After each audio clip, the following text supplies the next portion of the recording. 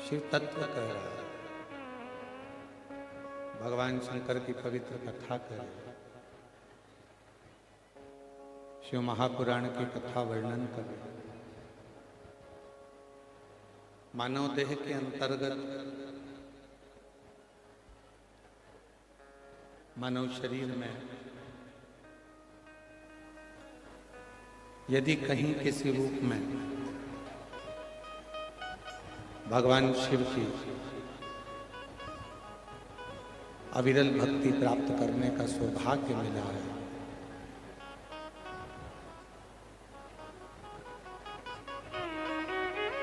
तेरी कृपा बिना न हिले एक भी, लेते हैं श्वास तेरी कृपा से, बखान निजा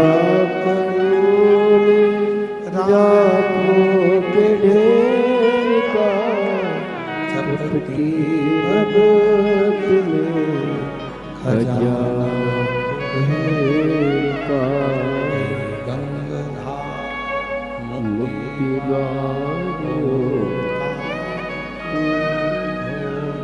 ओंकार आयो शरण बिहारी शंभु तार तार। तो आरणी की जो कथा है, इस कथा का नाम श्री सिद्धेश्वर शिव महा और तेरी कृपा एक भी अणु लेते हैं श्वास तेरी कृपा से, तनु तनु बखान क्या करूं मैं राखों के ढेर का, चपटी गोद में खजाना शंभो शंभो शंभो शंभो शंभो पुराण की कथा का नाम दिया।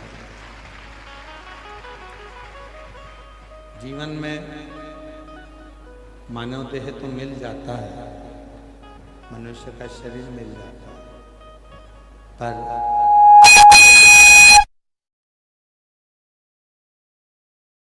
मनुष्य के शरीर में हम भगवान शिव की अविरल भक्ति को कैसे प्राप्त करें,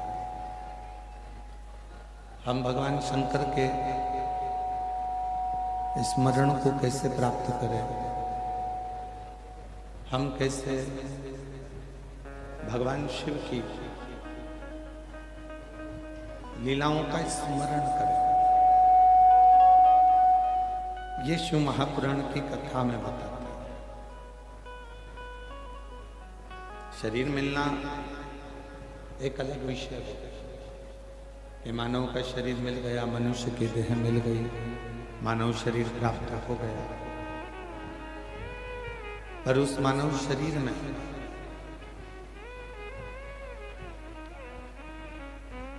हम अपने कर्म को करते करते, अपने कर्तव्य को करते करते किस तरह से भगवान की अविरल भक्ति को प्राप्त कर सकते, ये हमें शिव महापुराण की कथा बताती है। क्योंकि शिव पुराण एक ऐसी पुराण है जो मनुष्य को कभी ये नहीं कहती कि तुम साधु बन जाओ, कि तुम सन्यासी बन जाओ, कि तुम तपस्वी बन जाओ, कि तुम संत बन जाओ, कि तुम किसी नदी के तट पर जाकर बैठ जाओ, कहीं एकांत में जाकर बैठ जाओ। ये शिव महापुराण नहीं।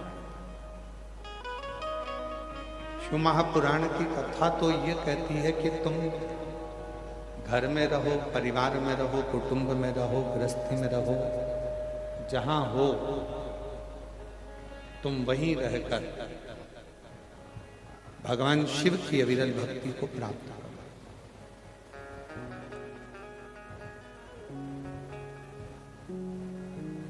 और हम तो कथा के माध्यम से भी आप लोगों से कर रहे हैं। पंडाल तक नहीं पहुंच पा रहे, कथा श्रवण करने के लिए ग्राउंड तक नहीं पहुंच पा रहे, अपने घर में टीवी पर, मोबाइल पर कथा का लाभ लेकर अपने जीवन को सार्थक बनाने का प्रयास करें। बहुत कीमती है मानव का शरीर, मानव देह इतनी कीमती है, मनुष्य शरीर इतना कीमती है कि इस कीमती शरीर को हम इस मानव देह को व्यर्थ गंवाना नहीं, व्यर्थ नहीं छोड़ना। इस मानव शरीर में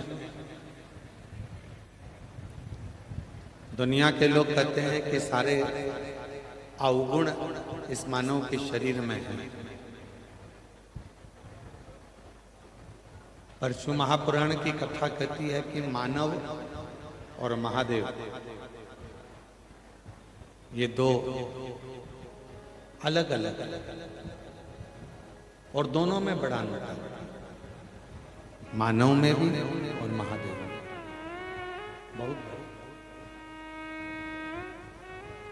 मानव का काम क्या है कि वो बस बैठकर दिन भर कुछ ना कुछ अवगुण निकाला करता, दोष ढूंढा।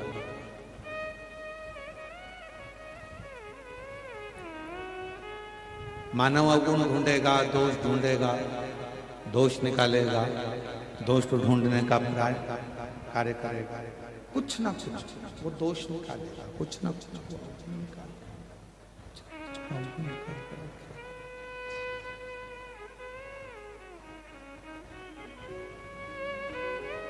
मानव अवगुण निकालने का प्रयास करता है, अवगुण निकालता है, पर मानव अवगुणों को ढूंढता है, दोषों को ढूंढता है, किसी के भीतर की बुराइयों को, किसी के भीतर के दोषों को, किसी के भीतर के अवगुणों को ढूंढता है। पर मेरा देव अधिदेव महादेव एक ऐसा है जो अपने भक्त का कभी दोष नहीं देखता। मेरे देव अधिदेव महादेव कभी अपने भक्त के दोष कभी नहीं देखते। मेरे देव अधिदेव महादेव हमेशा अपने भक्त का गुण देखते हैं, अच्छाइयां देखते हैं, पर अवगुण नहीं।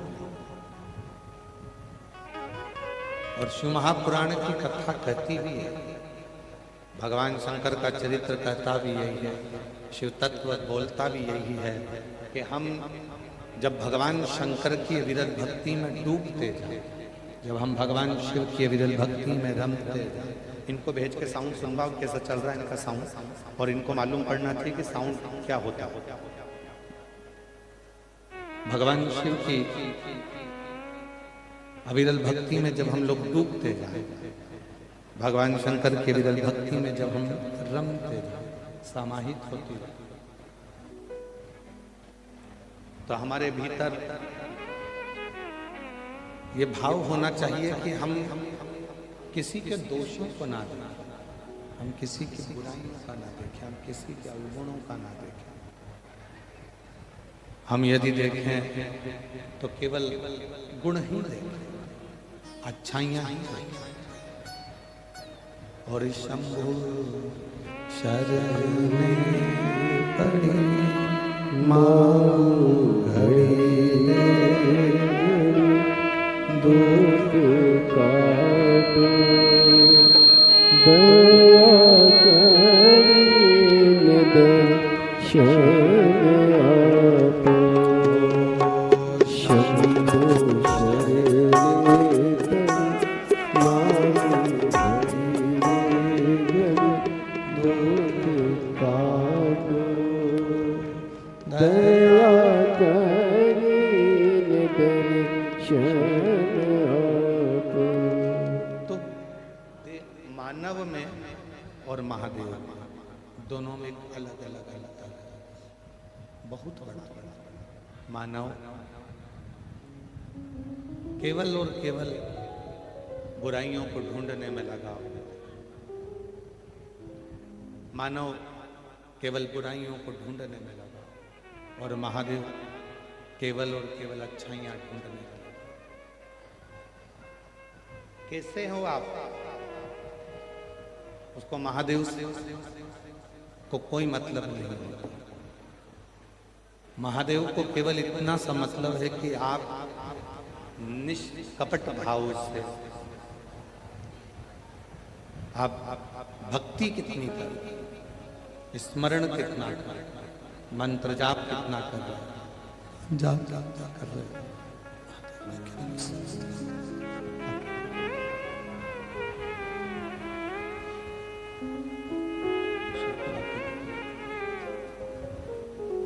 कई लोग कहते हैं कि ये झूठ बोलता है, कोई कहता है कि ये झूठ बोलती है, कोई कहता है ये गलत है, कोई कहता है इसने चोरी कर ली, कोई कहता है इसने निंदा कर ली, कोई कहता है इसने बुराई कर ली, कोई कहता है इसने ये कर लिया, कोई कहता है इसने वो कर लिया। पर शिव महापुराण की कथा कहती है कितना भी पापी से पापी जीव क्यों ना हो, कितना भी पापी से पापी जीव क्यों ना, और कितना भी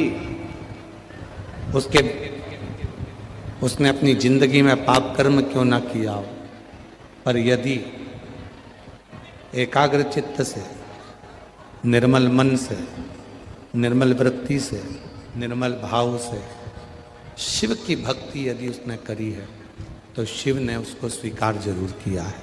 शंकर ने उसको छोड़ा, शिव ने उसको स्वीकार किया, शंकर ने उसको छोड़ा नहीं।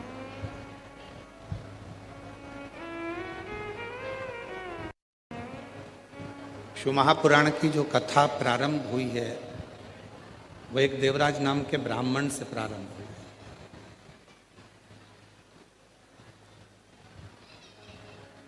है। नहीं आ रही आवाज?